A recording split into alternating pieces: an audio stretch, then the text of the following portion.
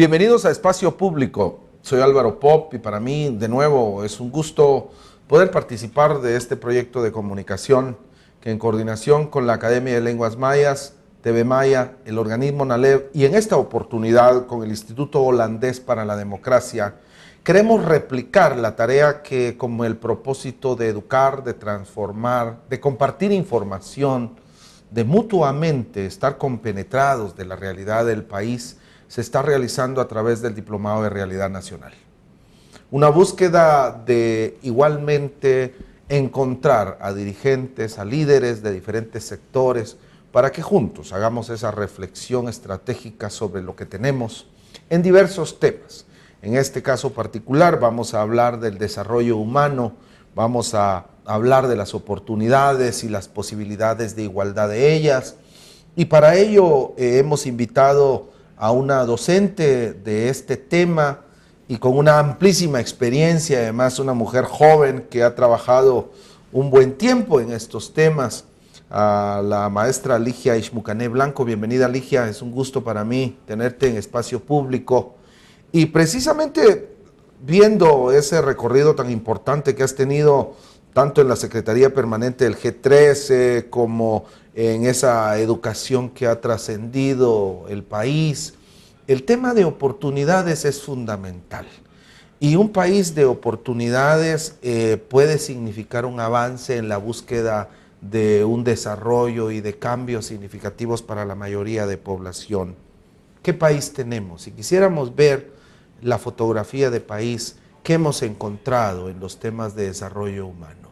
Bienvenida. Gracias, Álvaro, un gusto poder estar aquí con ustedes y compartir lo que hemos trasladado en este seminario, que ha sido un poco el tema del desarrollo humano, qué es entender qué hay detrás de este concepto y luego en base a eso presentar cómo estamos en Guatemala en relación al desarrollo humano.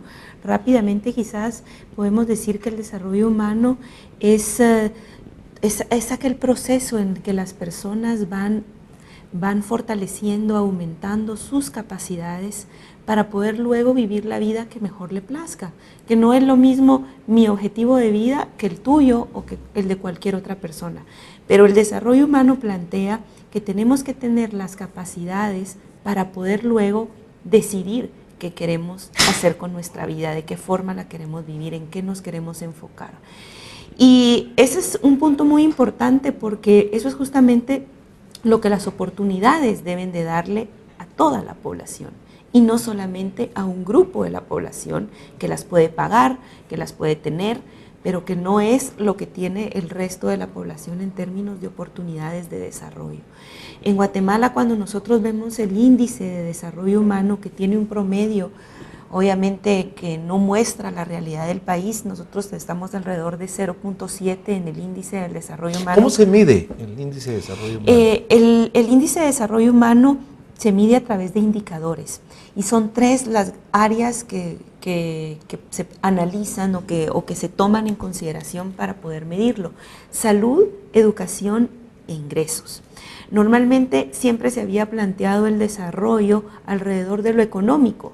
Entonces un país era más desarrollado dependiendo de su desarrollo económico, una persona tenía más desarrollo dependiendo de sus ingresos, pero los ingresos son importantes y lo económico es fundamental también, claro. Pero tenemos otros aspectos como la salud, la educación, que si van de la mano le van a permitir a una persona desarrollarse plenamente, tener una vida prolongada, tener todo un ámbito de conocimientos, de destrezas, que le permitan obviamente vivir la vida que mejor le plazca. Y en este sentido Guatemala tiene un promedio que va de 0 a 1, Guatemala tiene un promedio de 0.7, que no estamos tan mal, pero si vamos ya a analizar el país, porque ya podemos ver entonces el índice de desarrollo humano en base a estratos socioeconómicos, comunidades lingüísticas, rural, urbano, departamentos, ya vemos que hay una gran disparidad y tenemos índices en algunos lugares de 0.4 parecidos a los que tienen países africanos, es decir, con bajos niveles. ¿Cuál, por ejemplo?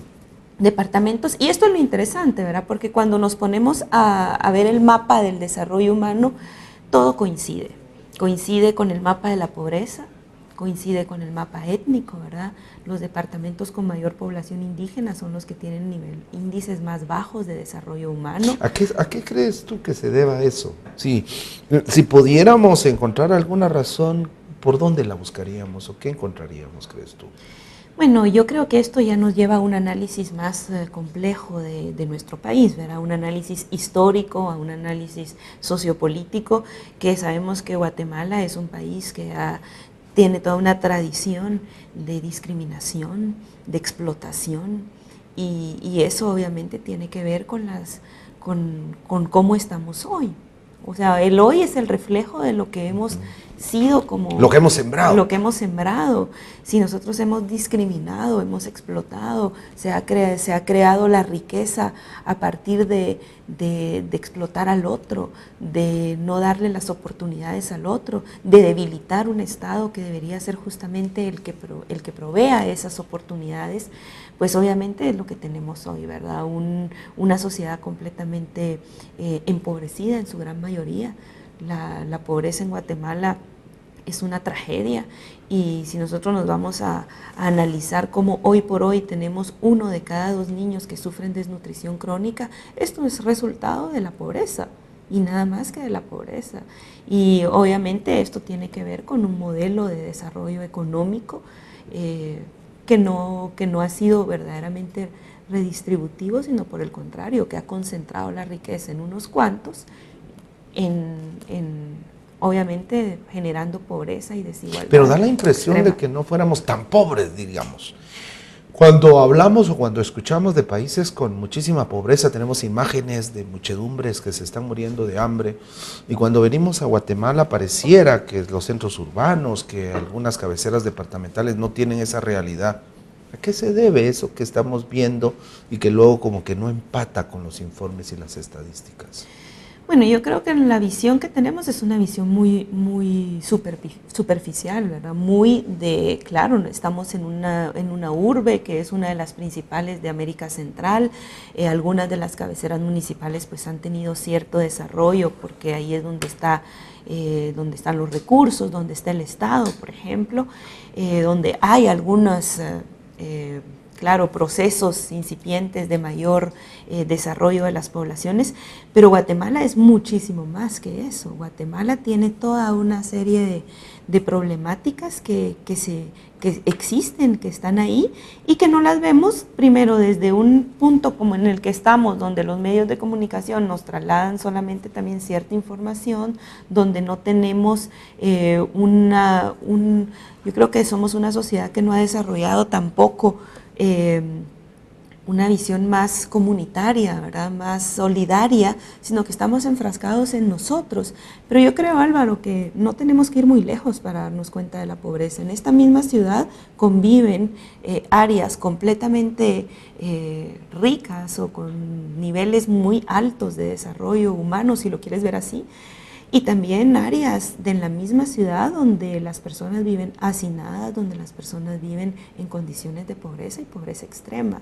Y eso en esta misma ciudad. Muchas veces yo creo que cerramos los ojos y no lo vemos o no lo queremos ver. Un ejemplo de eso podría ser el que en muchos lugares de la zona 1, aún en estas casas con la fachada colonial o la fachada de hace muchos siglos, incluso un par de siglos por lo menos, dentro de estas casas viven 3, 4 familias en condiciones infrahumanas y que obviamente no llenan las condiciones mínimas de una vida digna. Exacto. Es un poco esa imagen, esa lógica de un país con grandes contrastes, pero también con muchas apariencias. Claro. Ahí tenemos 3.000 vehículos al día entrando al país y que se venden con mucha facilidad. Esas son contradicciones que de alguna manera no nos terminan de enseñar la realidad del país, o qué está pasando con la comprensión, además de que no querer ver. Pues como tú dices, yo creo que, claro, es un país de apariencias, ¿verdad? El tema aquí es, y yo creo que hay que profundizar y estudiar a esta clase media que tenemos, que es una clase media que quiere ser algo más, pero que tampoco tiene los recursos y vive endeudada, vive alrededor de toda una serie de superficialidades, pero que no le permiten tampoco situarse en este contexto, ¿verdad? La clase media es un grupo, un estrato al que hay que estudiar mucho, porque también estamos reduciendo la clase media, aunque parezca todo lo contrario, pero cada vez las personas están más al borde de la pobreza o de caer en situaciones de mayor vulnerabilidad. Que al borde de mejores niveles de bienestar. Porque cada vez tenemos peores condiciones laborales de contratación, estamos más expuestos, más vulnerables a que si perdemos nuestro trabajo no tenemos nada más, no tenemos seguridad social, no tenemos toda una serie de elementos que nos podrían... De garantías. De garantías, ¿verdad? Que son garantías laborales y que deberían de respetarse en este país. Que son parte de ese indispensable desarrollo humano. Pero estamos hablando precisamente del desarrollo, quizás estamos hablando de lo que no tenemos y de lo que queremos y de lo que aspiramos. Vamos a regresar para continuar con este programa dialogando con la maestra Ligia Blanco. Volvemos después de estos mensajes.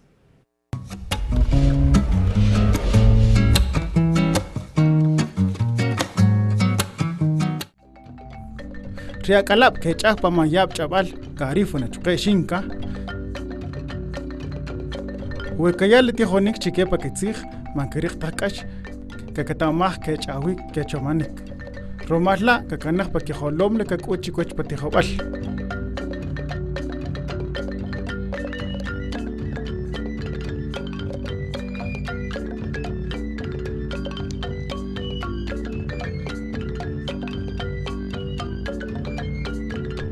manca kircht kukash cherta mashik le kashlan tsig romal kola le tijonik pake psijobal katob anchi urqik le utlak asle mal pa wa maq ishimuleh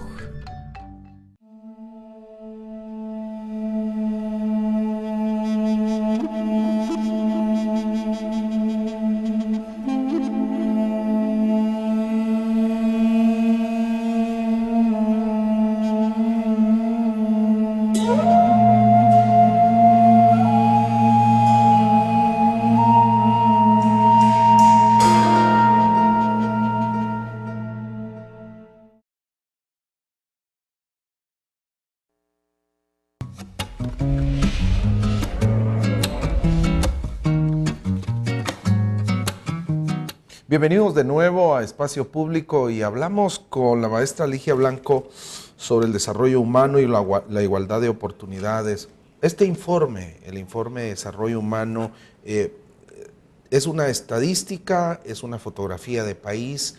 ¿Cómo se construye, quién la hace y para qué nos puede servir? Sí, los informes de desarrollo humano se han convertido en una herramienta y en una fotografía del país en un momento determinado. Existe un equipo de consultores, de analistas, de personas vinculadas con diversas áreas que construyen este informe en un periodo de tiempo bastante largo, porque es un trabajo bastante profundo el que hay que hacer. La base del informe son las estadísticas nacionales, porque obviamente eso es lo que nos permite tener la información pues nacional. ¿Qué nivel de credibilidad tienen las estadísticas nacionales? Lo pregunto porque hemos escuchado por todos lados la depreciación de las estadísticas, de sus mecanismos de recopilación de información, de sistematización, incluso de presentación pública.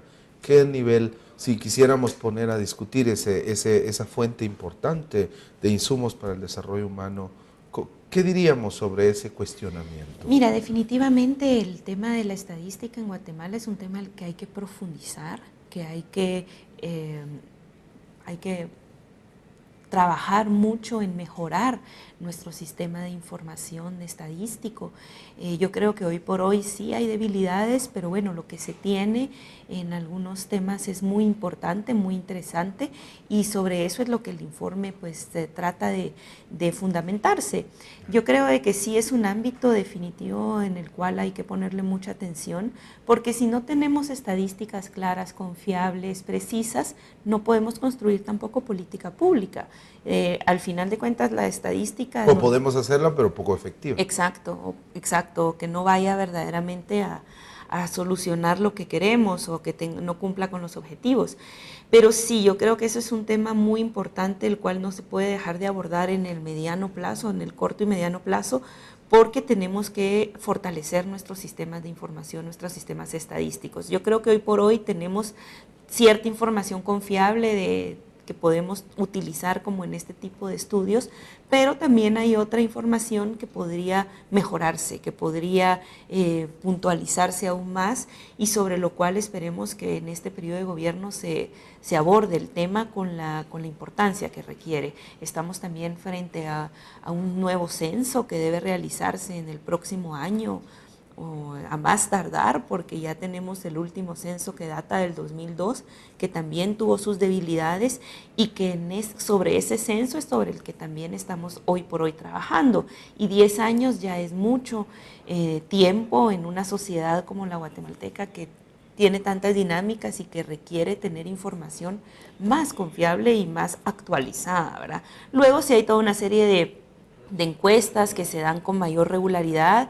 El informe se fundamenta mucho en la ENCOBI, en la ENSMI, que sí se dan con mayor regularidad, pero bueno, el censo es... 5 años, me parece. 2 años, Ah, 2 años, okay. 2 años en promedio, 2, 3 años en promedio, lo cual sí te da una base de información bastante actualizada. Lo que hoy por hoy hay que ponerle mucha atención es al censo, que tendría que empezarse a trabajar a partir del próximo año, porque sí, el censo es una fuente de información fundamental en un país como Guatemala.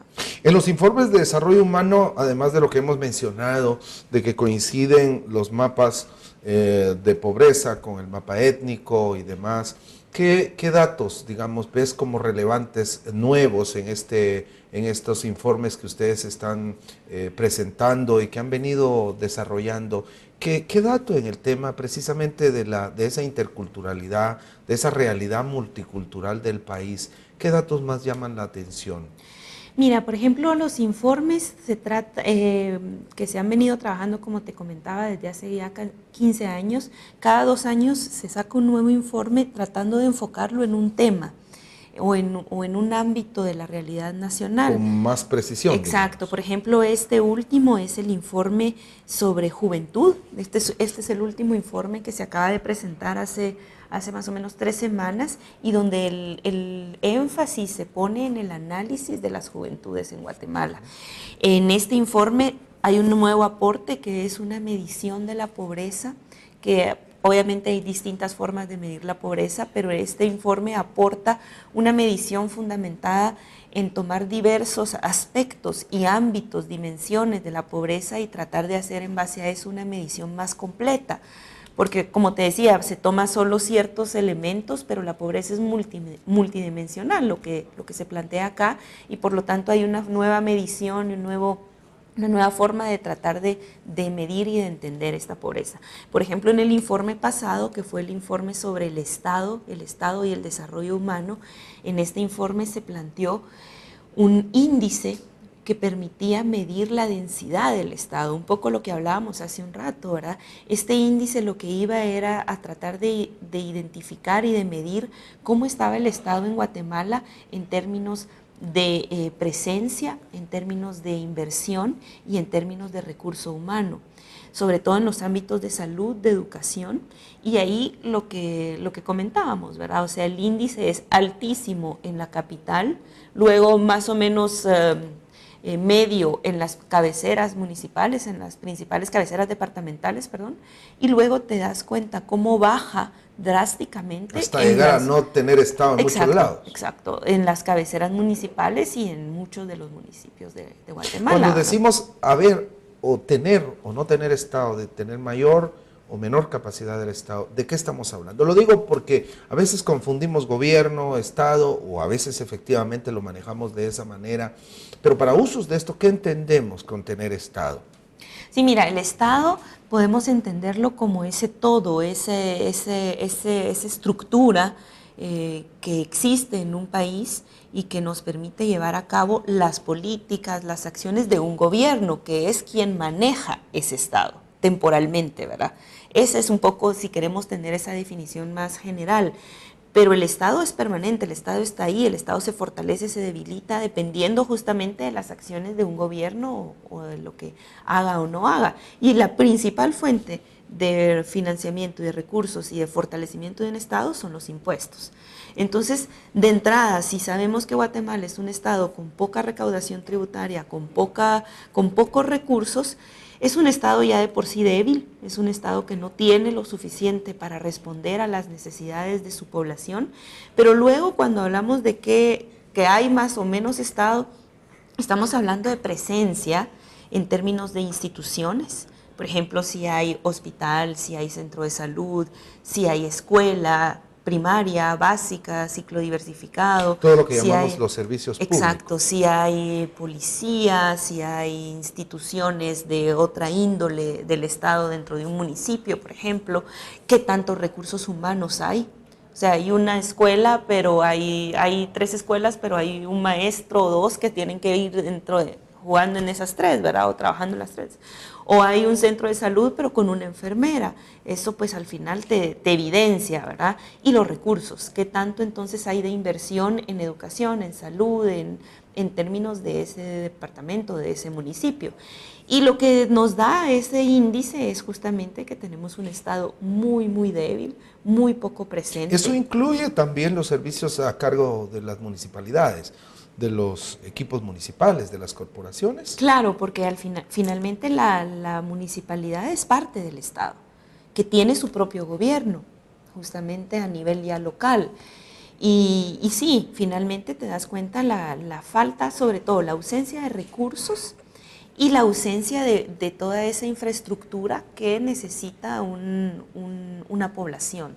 Y cuando te digo eso, es justamente hablar de educación, hablar de salud, que una persona en un municipio X en el occidente del país no se tenga que venir hasta Guatemala porque es aquí donde está el único hospital que puede atenderle su problema o su enfermedad. Pongamos un ejemplo, un municipio que no tenga, una región que no tenga, ¿y qué sucede? ¿Qué municipio, por ejemplo?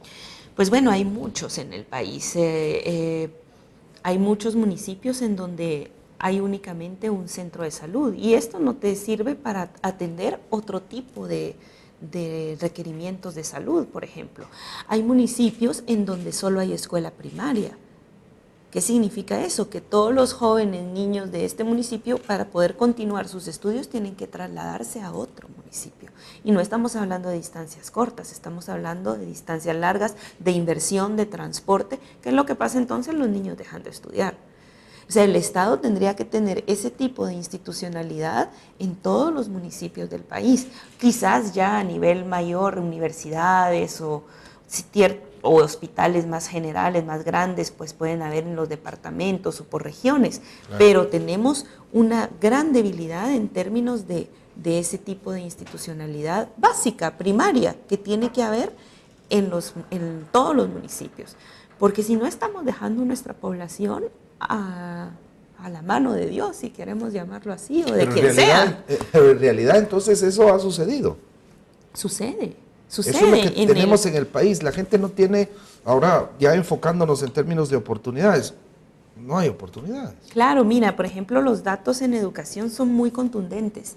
Te evidencian como en la escuela primaria tenemos una tasa alrededor del 100%, 95-100% de matriculación. O sea, estamos muy bien, hemos avanzado en el tema de que la escuela primaria sea universal, que la mayoría de los niños puedan, o la gran mayoría, casi todos puedan. Pero ustedes ratifican esa evolución, sí, porque le hemos escuchado que efectivamente estamos llegando ya a una universalización de la educación.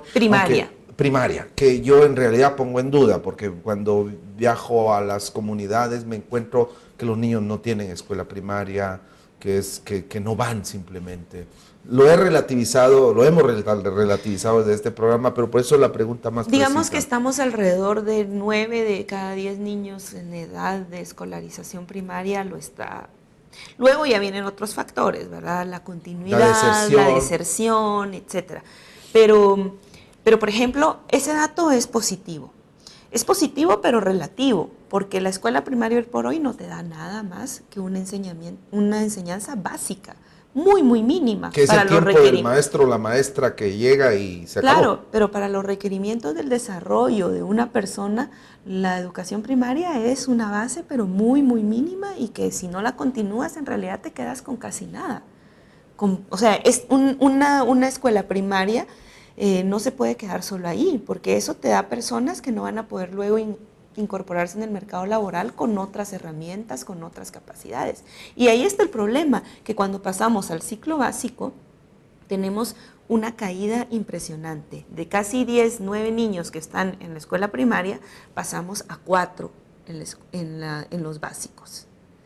Y al diversificado solamente llegan 2. Empezó la pirámide Decaente, ¿verdad? Pero ¿qué significa esto? Significa que lo que te mencionaba, ya en el básico, en el diversificado, la inversión del Estado, la construcción de centros educativos en cada municipio, que se acerquen a la población, que los niños puedan asistir, puedan continuar, ya no existe o es mínima. Y entonces viene lo privado.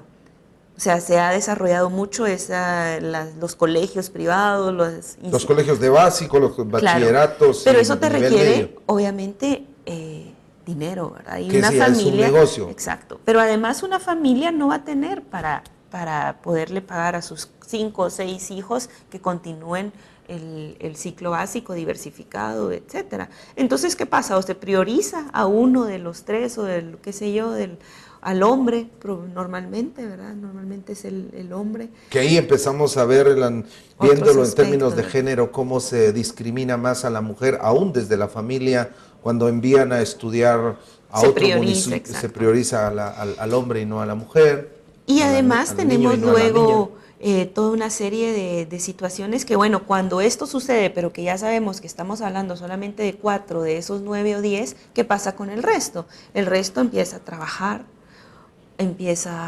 y un trabajo no remunerado, porque eso es parte también de lo que se evidencia, ¿verdad? El trabajo de los jóvenes adolescentes es un trabajo no remunerado, además, en la mayoría de los casos, ilegal, o no debería de darse, ¿verdad? Entonces ahí vemos justamente ese estado que no está presente para darle a su población esa educación necesaria, fundamental, para desarrollar todas las capacidades que los jóvenes requieren, y no para estar trabajando, además de que estén trabajando en situaciones en donde no les pagan, o en situaciones también que va en contra de sus propios derechos humanos, ¿verdad? Un niño que esté trabajando en condiciones muy, muy precarias y muy nefastas para su desarrollo, lo que se da aquí con mucha frecuencia.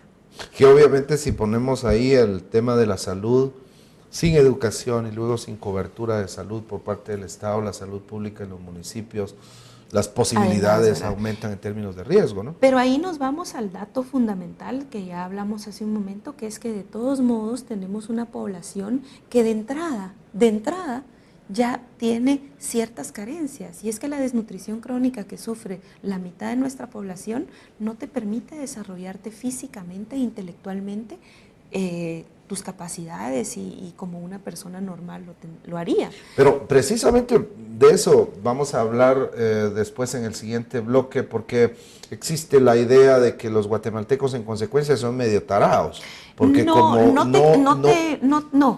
están con las condiciones mínimas, y no lo digo yo, lo escuché de alguien y por eso lo vamos a platicar en el siguiente bloque, porque me parece fundamental para aclararnos esa realidad nacional del país. Volvemos después de unos mensajes.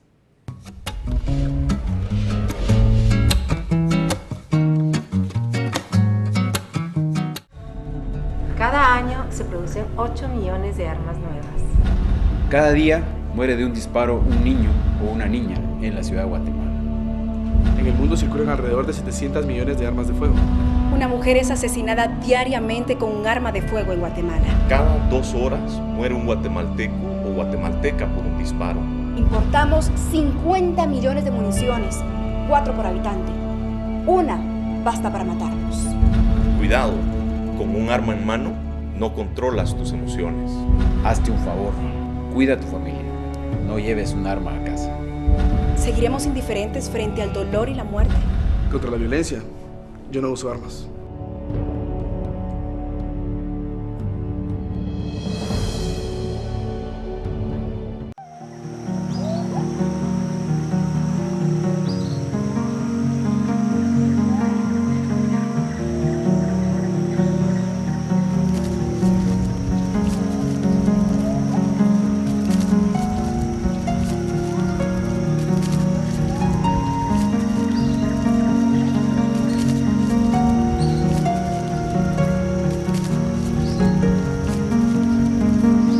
Maya, Tutil, Bach Kachal, TV Maya, Kumon Pala, Tinmit Kubul.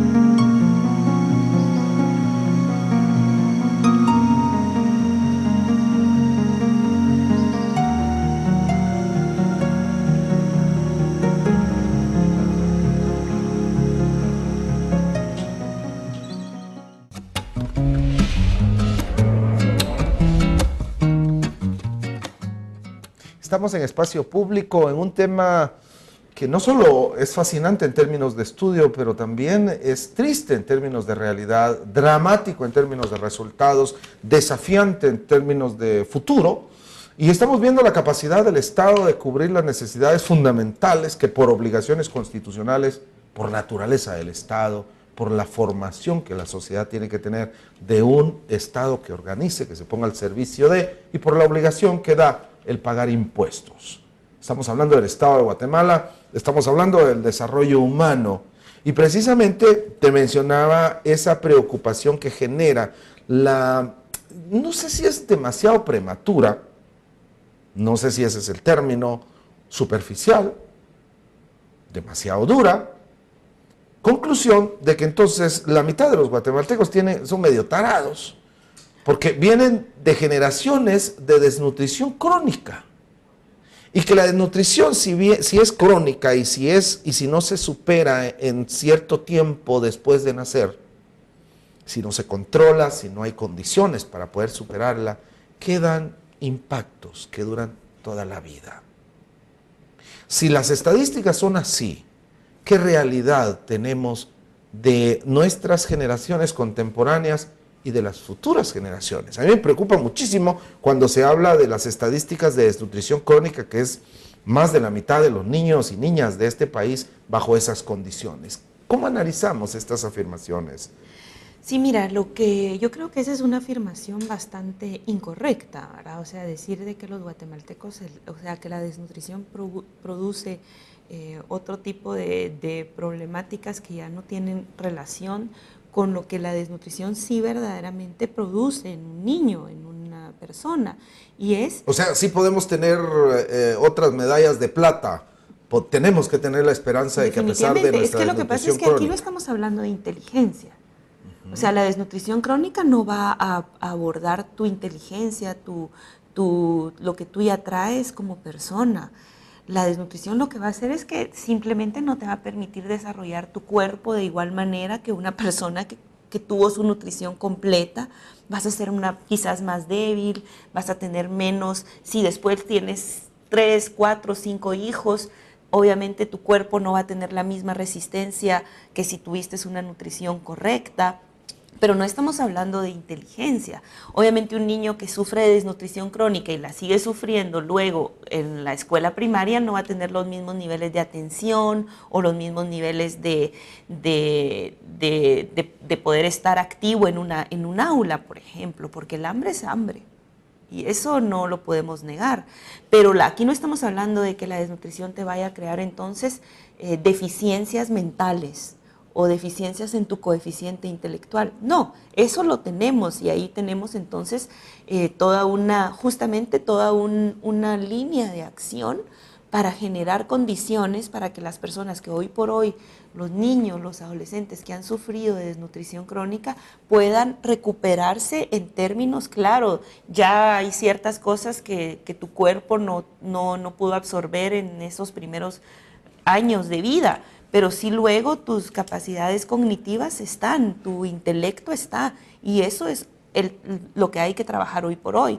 Hay que trabajar en fortalecer a estos niños, a estos jóvenes que vienen de tener situaciones así, dándoles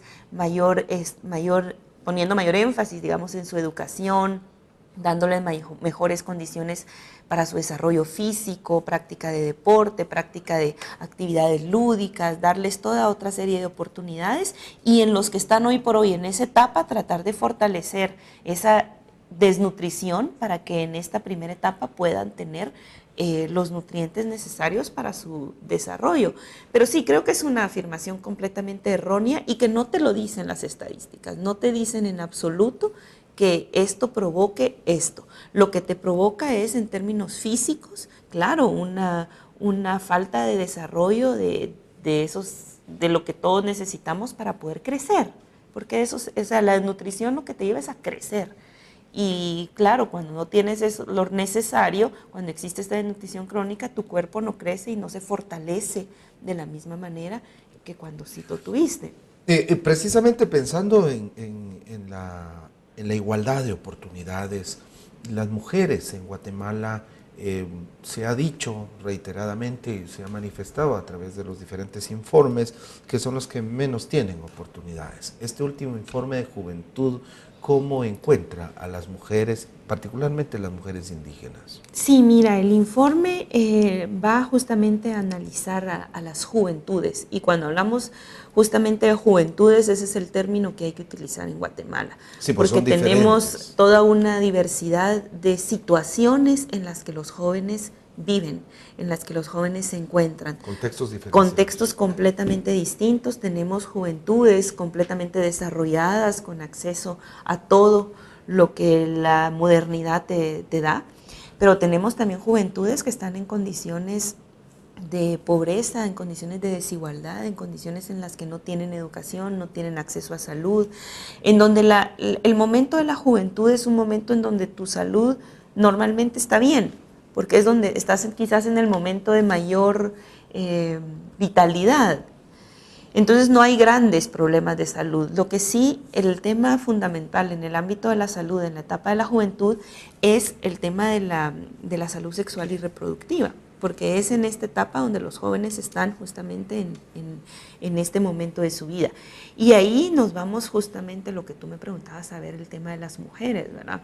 O sea, la mayoría de mujeres en Guatemala, antes de los 20 años, estamos hablando que de cada 10 mujeres, 4 ya tuvieron un hijo, antes de los 20 años. De cada 10, 4. De cada 10. Y antes de los 25, 8 ya tuvieron un hijo. O sea, casi todas. Casi todas. Y bueno, esto es un dato interesante, porque aquí ya hablamos de 1, pero seguramente ya hay 2 o quizás 3 hijos. ¿Y qué significa eso para las mujeres? Muchas veces significa que han dejado de estudiar en algunos casos, o que se encuentran ya en situaciones también de reproducir ese círculo de pobreza en el que han vivido, porque ya entonces hay, con toda una serie de dificultades, estos niños van teniendo también poco acceso al Estado, poco acceso a la salud, poco acceso a la educación, y entonces se sigue dando vueltas en este círculo. Pero cuando hablamos de las mujeres en términos del desarrollo humano, sí, sus condiciones son siempre las peores, ¿verdad? Y sobre todo las mujeres indígenas en el área rural, que han sido excluidas en la mayoría de los casos de la educación, que han tenido muchas dificultades en términos de poder adquirir herramientas para su desarrollo, y que entonces entran en un círculo en donde pues la opción es casarse, tener hijos, y se sigue, como te decía, reproduciendo esta situación. Pero efectivamente, cuando vemos a esta población tan joven, estamos hablando de una Guatemala que es profundamente joven, claro. Menores de 25 años, más de la mitad. El 70% de la población tiene menos de 30 años. Eso es contundente. Somos una sociedad muy joven y con un montón de riesgos a la vuelta de la esquina. ¿Cuáles son los principales riesgos que la juventud tiene en Guatemala a partir de lo que han visto en este informe? Mira, en el caso justamente de cuando se habla de una población tan joven como la de Guatemala, y lo hablamos en términos de las pirámides poblacionales, nosotros tenemos una pirámide exacta, ¿verdad? Donde la base son todos esos niños jóvenes, y cuando va aumentando la edad se va reduciendo, y tenemos una pirámide tal cual. Este tipo de casos en donde los países se encuentran con pirámides poblacionales donde hay muchos jóvenes, pueden ser muy positivos. Y hay países que han aprovechado este bono demográfico, esta gran población, para desarrollarse, para invertir toda esta energía, toda esta fuerza que viene de la juventud en el desarrollo del país. La juventud se convierte en un motor del desarrollo de un país. Pero antes hay que invertir. Antes de que la juventud sea este bono demográfico, no lo va a hacer así de por sí. Esta juventud tiene que venir formada, tiene que venir con herramientas para poder insertarse en el mercado laboral, para poder ser parte de este motor con las mejores condiciones posibles. Si no, no se puede. Y hay otros países también en que no han aprovechado este bono demográfico. Guatemala, ¿qué es lo que está haciendo justamente por estas juventudes? Está invirtiendo en salud, está invirtiendo en educación. Lo que nos dice el informe es que no. Por lo tanto, nuestro gran riesgo es que esta juventud se convierta en un peso demográfico. ¿Qué significa un peso? Es que entra toda una gran cantidad de jóvenes al mercado laboral, a la vida adulta, a la sociedad, pero sin oportunidades. Y entonces lo que tú decías, a la vuelta de la esquina está la migración, como uno de los principales recursos que los jóvenes tienen para buscar esas oportunidades que el país no les da. Y entonces cada vez empezamos a ver más jóvenes que migran a temprana edad, jefes de hogar, de las áreas rurales, con poca educación y que arriesgan su vida y todas las tragedias que sabemos que significa la migración en un primer momento. Y bueno, también ya cuando se está en el país que te recibe y con todo lo que eso significa.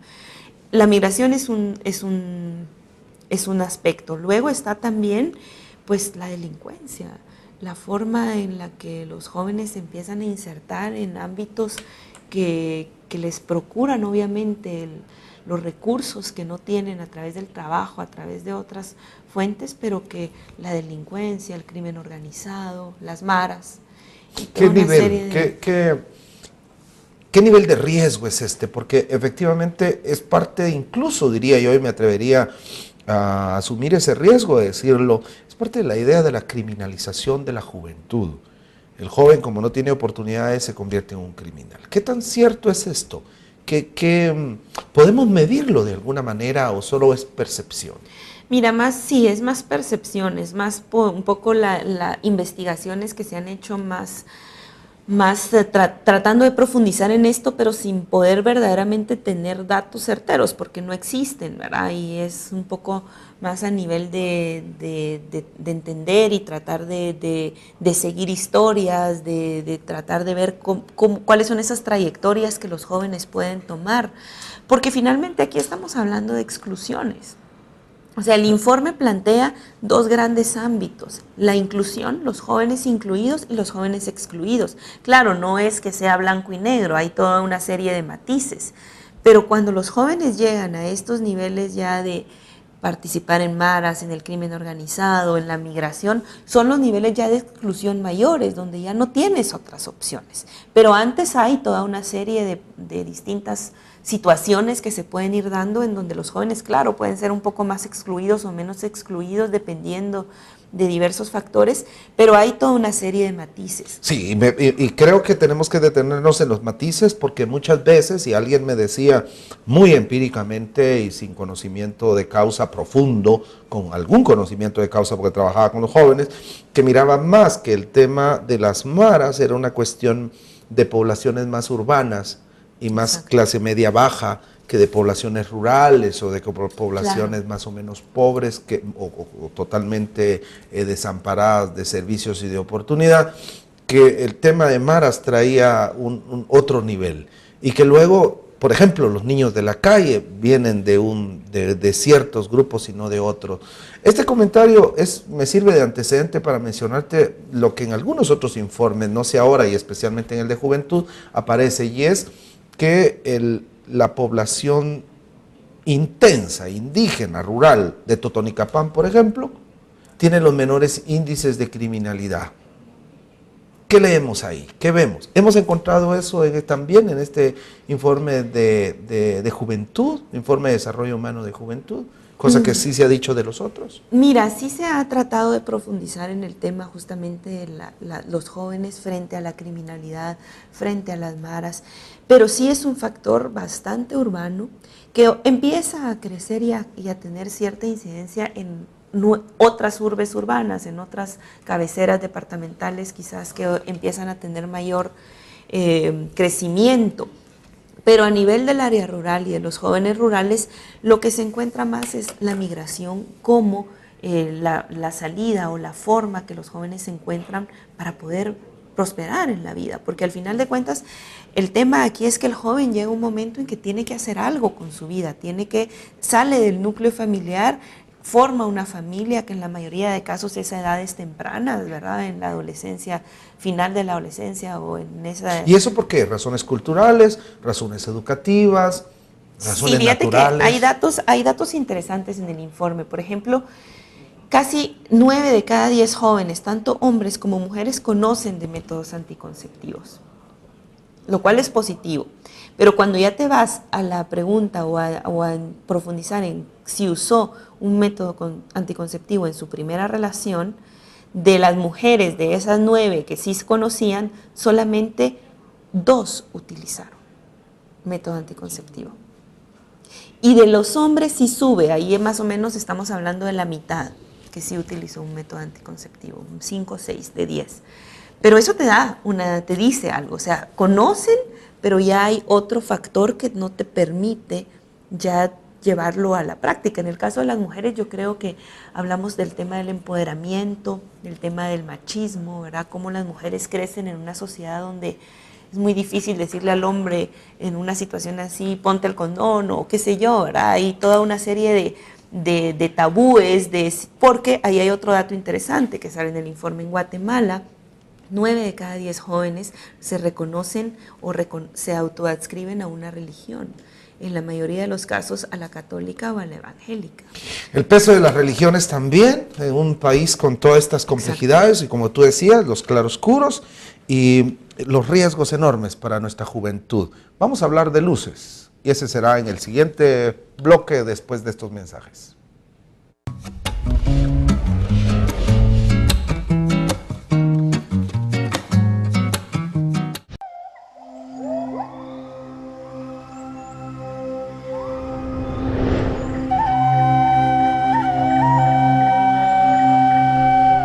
Yol mayas junto ganil oya makiak on kekimchman atechil tuntoqet toqlen an ibil eshkaqil chlen chunglal tektan mitepasil il tis tuntoqon toqlen hun yol akshaq iqslen tuntaqben ketuqqil ambil estuqqil kshel minchan tukchunglal.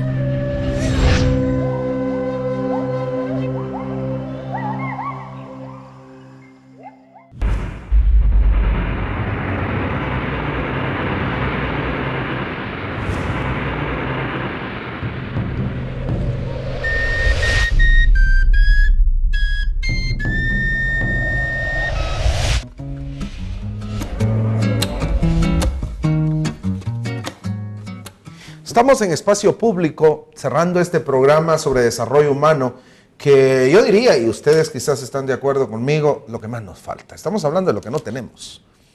En un país que el 42.3% de la población es indígena, o fue la valiente que dijo que era indígena, porque ahora con estas estadísticas y el último censo veremos si esto subió o bajó, pero dependemos mucho de los que hacen la encuesta y que o hacen la pregunta o no la hacen, o depende de cómo la hagan, pues tiene mucho que ver.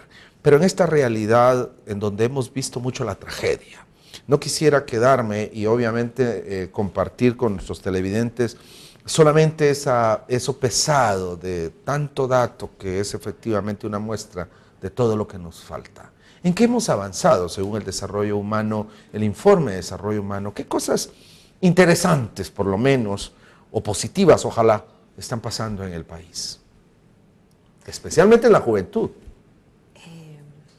Bueno, yo creo, Álvaro, que ahí el tema, lo que refleja este informe es justamente esta realidad de la que ya hemos hablado y sobre las luces que se pueden arrojar. Yo creo que hay que hay que ponerle pues mayor importancia a ciertos procesos que se han ido dando. Por ejemplo, a nivel de la legislación, está hoy por hoy pues una ley de juventud en el Congreso, una ley que permitiría tener como abarcar y tener como un marco que le dé mayor fuerza a todos los temas de la juventud.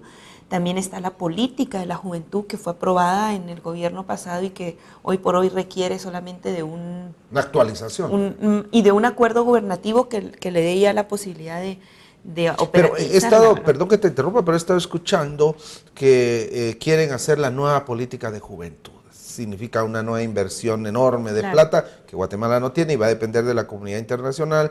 Pero ¿es necesario hacer una nueva política de juventud o qué tenemos que actualizar? Porque lo vengo escuchando cada 4 años. Mira, yo creo que no. Yo creo que en este país ya estamos un poco cansados de que cada gobierno, cada nueva administración vuelve a tomar lo mismo y entonces no avanzamos, nos quedamos en lo mismo. La política de juventud tendría que haberse aprobado hace 2, en el gobierno de Berché hubo una, luego se actualizó, se modificó y ahora no más de lo mismo. Yo creo que tenemos ya bastantes herramientas para poder ir avanzando, para poder tratar de empezar a implementar ciertas acciones que si las seguimos postergando, lo que yo te decía con anterioridad, vamos a seguir reforzando ese peso demográfico en el cual se va a convertir la población. Porque aquí el tema es de que no pensemos que en 10, 15 años, 2 décadas vamos a tener ya ese cambio en la pirámide, ¿verdad? No. Aquí las proyecciones, si las cosas siguen tal cual hoy por hoy, con falta de educación sexual, de salud sexual y reproductiva en las escuelas, con falta de acceso a métodos. Pero no necesariamente tiene que ser mala esa pirámide, como tú mismo decías. Como yo te decía, pero estamos teniendo proyecciones que para el 2050 vamos a tener una población de alrededor de 27 millones. O sea, no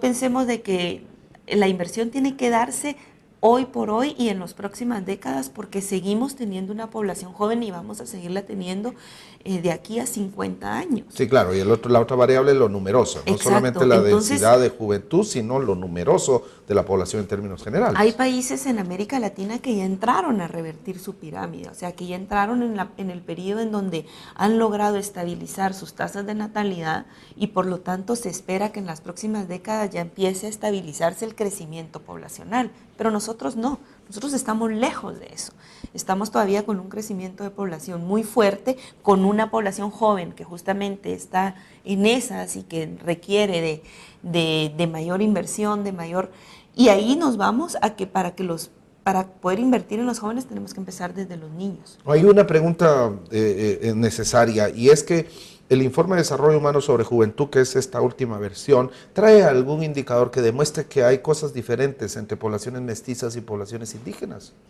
Mira, en todos los informes siempre se trata de evidenciar en los distintos datos, en las distintas estadísticas, se trata justamente de poner información, de desagregar la información por urbano, rural, ladino, mestizo, indígena, y siempre te das cuenta que las oportunidades se centran siempre en las áreas urbanas, en las poblaciones ladinas o mestizas. Son las poblaciones indígenas del área rural las que siempre tienen menos acceso a las oportunidades. Hay un dato que a mí me parece fundamental y sale de la INJU, la primera encuesta de juventud que se realizó el año pasado y que sirvió en gran medida también para fundamentar el informe.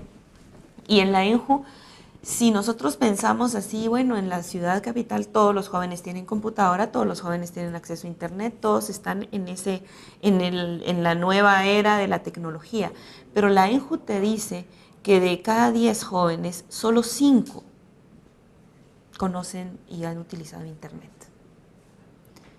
Y eso es un dato muy que te evidencia la realidad de este país, porque creemos nosotros porque nosotros tenemos ciertos acceso y porque las universidades todos lo tienen, y no. Algo tan fundamental como la tecnología hoy por hoy para un joven, la mitad de los jóvenes en Guatemala no han utilizado. Un dato que me llamó poderosamente la atención es lo reciente de tener, por ejemplo, acceso a Internet inalámbrico en la Universidad Nacional, nuestra única Universidad Nacional, y que obviamente todas sus extensiones, casi en ningún departamento tiene Internet inalámbrico. Estamos hablando de poblaciones ya en la educación superior, claro, listas para entrar en la competencia del mundo, ya no solo de su región o del país, claro, porque se supone que la educación superior tiene que ir en esa dirección. Pero pensando también en que obviamente hay una realidad, percepción y demás, que obviamente se trata de superar un informe de esto, me llama poderosamente la atención una estadística que no sé si vale la pena estudiarla, reflexionarla, pero es estudio sobre la felicidad. Y ponen a Guatemala como uno de los países más felices de América Latina. No sé si es entre los primeros 5 países más felices. ¿Cómo tú, que estás involucrada en este tipo de estudios, exploraciones y reflexiones sobre el desarrollo humano, qué tiene que ver? ¿Hay algo que podemos identificar ahí que tenga que ver con la felicidad?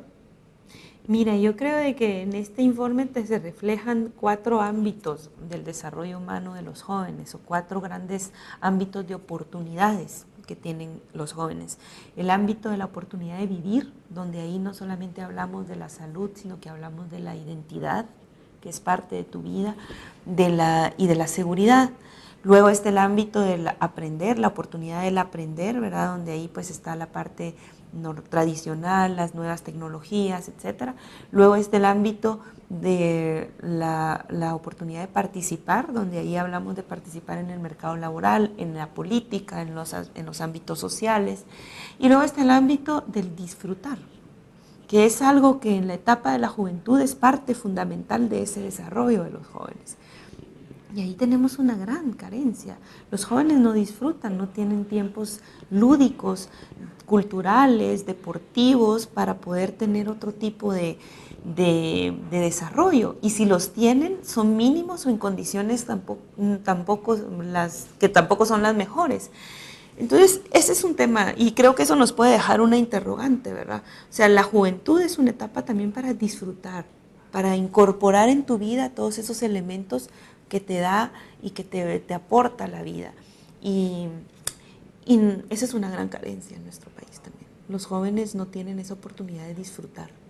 Y cuando entendemos que desde niños trabajan, que tienen toda una serie de carencias, de falta de oportunidades, pues claro, ¿verdad? Esto no nos tiene por qué sorprender, y yo creo que este estudio sobre la felicidad pues habría que ver en base a qué se hizo y sobre qué preguntas y cuál fue la metodología, porque me sorprende que en un país como Guatemala pues las personas sean felices. Quizás siempre tenemos, y creo que eso es algo que nos caracteriza, un aspecto pues somos personas muy cálidas, somos los guatemaltecos, siempre que vienen los extranjeros tienen esa impresión de nosotros, ¿verdad? Somos personas bondadosas, cálidas, solidarias, pero yo creo que hay que ir más allá de eso.